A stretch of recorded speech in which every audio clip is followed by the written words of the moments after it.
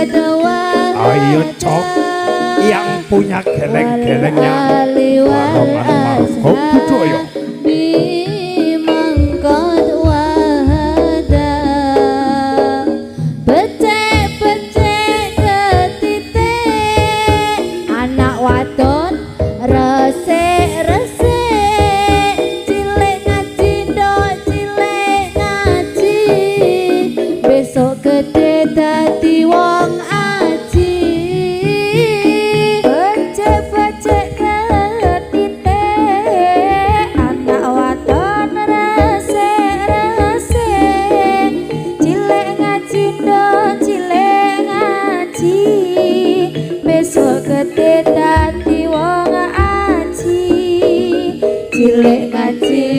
Cilek ngaji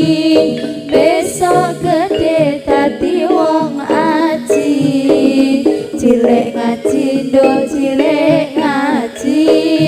besok gede dadi wong aji